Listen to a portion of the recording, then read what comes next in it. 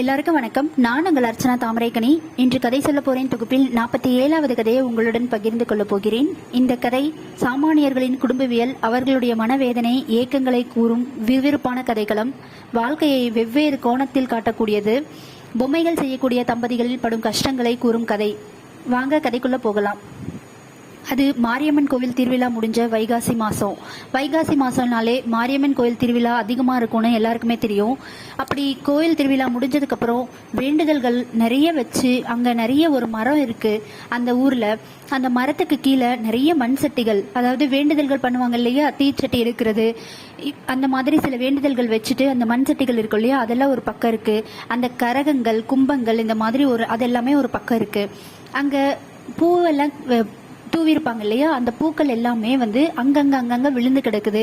கோபுரத்தின் மேல இருக்கு, அங்க இருக்கிற மரங்களின் மேல தொங்கிக்கிட்டு இருக்கு. சில பூக்கள் அப்படியே காஞ்சி கீழே எல்லாம் உதிரி போயிருக்கு. கோவில் ஃபுல்லாவே இப்போ திருவிழா முடிஞ்சதுக்கு அப்புறம் இருக்கிற ஒரு தோரணையை தான் சொல்லியிருக்கிறாரு. இந்த கோவிலுக்கு பின்னாடி ஒரு இடம் இருக்கு. அங்க என்னன்னா ஒரு மண் திடல் மாதிரி ஒன்று போட்டு வச்சிருப்பாங்க. அது முழுவதுமா மண்ணா இருக்காது. அது எப்படி இருக்கும்னா, அந்த தரை போடப்பட்டிருக்கும் இல்லையா, அந்த மாதிரி ஒரு திடலா இருக்கும். அந்த சிமெண்ட் தரை.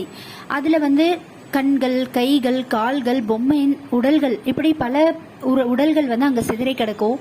உடல்கள்னு உடனே நம்ம ஆடு, கோழி அப்படி நினைச்சுக்காதீங்க. பொம்மைகளுடைய உடல்கள், அதோடைய கண்கள், அதோடைய கைகள், அதோடைய கால்கள், அப்படி எல்லாமே உடைஞ்சு கிடக்கும். சில பொம்மைகள் நல்லாவே இருக்கும், எல்லாமே ஃபுல் பார்ட்டும் வச்சு நல்லாவும் இருக்கும். இப்படி பல வருஷமா அங்க போடப்பட்ட குவியல் குவியலா இருக்கிற பொம்மைகள். அதெல்லாம் பொம்மைகளும் அங்க எதுக்காக இருக்குன்னா, அங்க இருக்கிற பொம்மைகள் சில பேரோட வேண்டுதல்கள். சில பேர் நான் டாக்டர் ஆகணும், இன்ஜினியர் ஆகணும், கலெக்டர் ஆகணும், போலீஸ் ஆகணும், சீக்கிரமா ஒரு குழந்தை பிறக்கணும், வீடு கட்டணும், இப்படி பல வேண்டுதல்களுக்கு, உடம்பு சரியாகணும், இப்படி எல்லா வேண்டுதல்களும் வைத்து அதை நிறைவேற்றப்பட்டதுக்கு அப்புறமா அந்த பொம்மைகளை எடுத்துட்டு அங்க வைக்கிறவங்க இருக்கிறாங்க. அப்படி வைக்கப்பட்ட பொம்மைகள் தான் பராமரிப்பு இல்லாம சில பொம்மைகள் உடைஞ்சு கிடக்குது. புதுசா இந்த வருஷம் வச்ச பொம்மைகளும் அப்படிதான் அங்க உடைஞ்சு கிடக்குது. பல வருஷக்கணக்கான பொம்மைகள் இருக்கிறதால அது எல்லாமே ஒரு குவியல் மாதிரி தெரியுது. ஒரு கிட்டத்தட்ட ஒரு மலை மாதிரி எல்லாமே போட்டு வச்சிருக்கிறாங்க அந்த மூலையில. இத பாலுன்ற ஒருத்தர் பாத்துக்கிட்டு இருக்கிறாரு அதிகாலை நேரத்துல. அவர் எதுக்காக அந்த பொம்மைய பாக்குறாரு, ஏன் அவர் பாக்குறாருன்னா, அந்த பொம்மைகள் எல்லாமே செஞ்சது அவர் தான். அவரு 6ஆம் வகுப்பு படிக்கும் போதே தன்னுடைய பள்ளி பருவத்தை முற்றிலுமா கைவிட்டுட்டாரு. அதுக்கப்புறம் அவங்க அப்பாவுடைய தொழிலான பொம்மைகள் செய்யறத கையில் எடுக்கிறாரு. இப்போ அவருக்கு 80 வயது ஆகுது. இப்போ வரைக்கும் 6ஆம் வகுப்புல இருந்து இப்போ வரைக்கும் பொம்மைகள் செய்யறத மட்டுமே தன்னுடைய வேலையாகவும் முழு மூச்சாகவும் வைத்திருக்கிறவர் தான் இந்த பாலு. அவர் செய்த பொம்மைகள் தான் அது எல்லாமே. வருஷமா அவர் செய்யற பொம்மைகள் தான் அந்த வைகாசி திருவிழாவில் அந்த ஊர் கோயில்ல வைக்கப்படும். அந்த பொம்மைகளை தான் அவர் அப்படி அதிகாலையில நின்று பார்த்துட்டு இருக்கிறாரு. அவர் ஏன் பார்த்துட்டு இருக்கிறாருன்னு பார்க்கலாம் வாங்க. இப்போ அவர் 6வது வகுப்பு படிக்கும் போதிலிருந்தே இப்போ பொம்மை செஞ்சுட்டு இருக்கிறாரு இல்லையா, அவங்களுடைய மனைவி பிச்சையம்மா. பிச்சையம்மா எப்பல இருந்து பொம்மை செய்யறாங்கன்னா, இவரை திருமணம் பண்ணதுக்கு அப்புறமா தான் அவங்க பொம்மை செய்ய ஆரம்பிக்கிறாங்க. ஆனா இவருக்கு எவ்வளவு திறமை இருக்கோ அதே அளவுக்கு அவங்களுக்கும் சில பொம்மை நுணுக்கங்கள் செய்யற திறமை நல்லாவே இருக்கும். பொம்மைகள் சிலது கையில வரைஞ்சு அதை சிலையா வார்க்கிறதும் இருக்கு. சிலது அச்சுகள்ல ஊற்றி அதை பொம்மைய ஒரு அவுட்டர் மட்டும் உருவாக்கிட்டு அதற்கப்புறம் அதை ரெடி பண்றதும் இருக்கு. இந்த மாதிரி பலதரப்பட்ட பொம்மைகள் அவங்க செய்யறது உண்டு. இப்படி வரைகிறதும் அச்சும் எடுக்கிறதுமா 2 வகையான பொம்மைகள் இருக்கு இல்லையா. இதுல வண்ணம் பூசுறது, அதை தீட்டுறது, அந்த 2 மூங்கில் குச்சிகளை வச்சு அதை சரி சமன்படுத்துறது. சில இடத்துல அச்சுகளிலே வச்சு பண்ணா கூட அதோடைய உடல்கள்லாம் சரியா அமைஞ்சிருக்காது. கை கால்கள் நல்லா பொருத்தமா இருக்காது. அப்படி இருக்கிறது எல்லாமே அவங்க கையாலே அதை சரி பண்ணி அதுக்கப்புறம் தான் வைப்பாங்க. இதுல என்னன்னா, பொம்மையில ஏதாவது குறை இருந்தாலும் பரவாயில்லன்னு சில பேர் நினைப்பாங்களே, அப்படின்னு நினைக்க மாட்டாரு இவரு.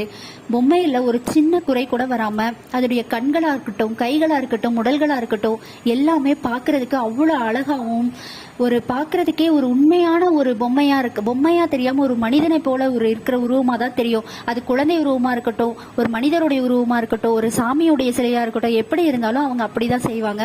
அந்த அளவுக்கு நுணுக்கமா அதோடைய கண்கள் வரைக்கும், இமைகள் வரைக்கும் அவர் நல்லா செய்வாரு. இதுதான் அவருடைய ஸ்பெஷல். இவங்க என்ன பண்ணுவாங்கன்னா, காலையில ஆற்றங்கரை பகுதிக்கு போயிடுவாங்க. அங்க போயிட்டு தான் காலையில டீ குடிச்சிட்டு உட்கார்றவங்க மறுபடியும் சாயங்காலம் வரைக்கும் செஞ்சுக்கிட்டே இருப்பாங்க. கை கால் உடல்கள்லாம் அப்படி ஒரு வலி இருக்கும். ஆனா கூட அதை கண்டினியூஸா செஞ்சுட்டே இருப்பாங்க. இதுல என்னன்னா, அவருக்கு 80 வயது ஆகுதுன்னா அவருடைய மனைவி பிச்சையம்மாக்கு 82 வயது ஆகுது. இவரை விட அவங்க 2 வயது கூடுதலா இருக்கிற ஒரு பெண்மணி தான்.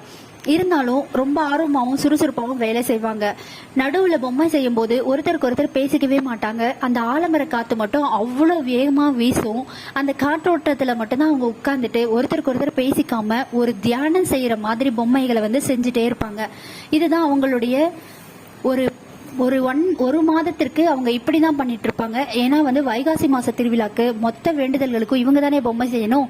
இந்த பொம்மை செய்யறதுன்னா அவ்வளவு சாதாரணமான விஷயம் இல்லைங்க. அதுக்கு நிறைய கைவினை பொருட்களை உபயோகப்படுத்துவாங்க. ஒரு நீட்டமான ஒரு தட்டு மாதிரி ஒன்று வச்சிருப்பாங்க. அது மண்கள் வந்து பூசுறதுக்காக ரெண்டு பக்கமும், அதுக்கப்புறம் ஒரு மூங்கில் ஏடு மாதிரி ஒன்று வச்சிருப்பாங்க. எங்கேயாவது வடிவம் அமைக்கணும்னா அந்த மூங்கில் ஏடு வச்சுதான் கோடு போட்டு வடிவமைப்பாங்க. அப்படி சில ப்ரஷ் வச்சிருப்பாங்க. நம்ம நார்மலா யூஸ் பண்ற டூத் ப்ரஷ் இருக்குல்ல, அதெல்லாம் கூட அவங்க வந்து யூஸ் பண்ணிப்பாங்க வண்ணம் பூசுறதுக்காக. இந்த மாதிரி பலதரப்பட்ட டெய்லி யூஸ்க்கு நம்ம யூஸ் பண்ற சில பொருள்களையும் அவங்க வச்சிருப்பாங்க. ஒரு கப்பு, தண்ணி பாட்டில், அந்த மாதிரி எல்லாமே வச்சுதான் அதுக்கு உபயோகப்படுத்துவாங்க. இப்படி தியானம் மாதிரி செய்யற பொம்மைகள்ல தான் அங்க அப்படி குவிஞ்சு கிடக்குது. இப்போ அந்த பொம்மையை செய்யறது வந்து அவ்வளவு சாதாரண இல்ல. ஒவ்வொரு நாளுக்கும் ஒவ்வொரு வேலையை செய்வாங்க. முதல் நாள் வந்து என்ன பண்ணுவாங்கன்னா, வண்டல் மண்கள் நிறைய எடுத்துட்டு வந்து அதை வந்து தண்ணியில நல்லா ஊற போட்டுருவாங்க. அது ஒரு நாள் முழுக்க ஊறிட்டு இருக்கும், 24 மணி நேரமும். 2வது நாள் வந்து என்ன பண்ணுவாங்கன்னா, களிமண் இருக்கும் இல்லையா, அந்த களிமண் எடுத்துட்டு வந்து அதை வந்து தனியா குழப்பி நல்லா மிதிச்சு சமன்படுத்துவாங்க. அதுக்கப்புறம் முதல் நாள் ஊற வச்ச அந்த வண்டல் மண் இருக்கு இல்லையா, அந்த மண்ணை எடுத்து அந்த களிமண்ணோட சேர்த்து மறுபடியும் மிதிப்பாங்க. கைகள் மூலமா தட்டி பிசைஞ்சு செய்வாங்க. திரும்பவும் கால்கள் மூலமா 2 பேரும் சேர்ந்து மிதிச்சு இது பண்ணுவாங்க.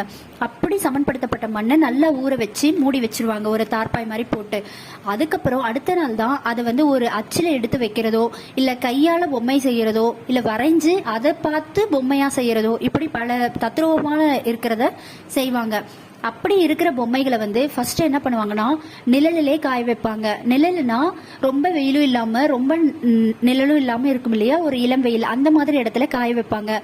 இப்போ பொம்மை செஞ்சுட்டு இருக்கிற நேரத்துல பொம்மைகள் வந்து அந்த வெயில் படாம இருக்கும் இல்லையா, வெயில் திடீர்னு பட்டுச்சுன்னா என்ன ஆகும்னா, அந்த பொம்மை வந்து விரிசல் விட ஆரம்பிச்சிடும். அதனால வெயில் இருக்கிற இடத்துல இருந்து திரும்பி நிழலுக்கு மாத்துவாங்க.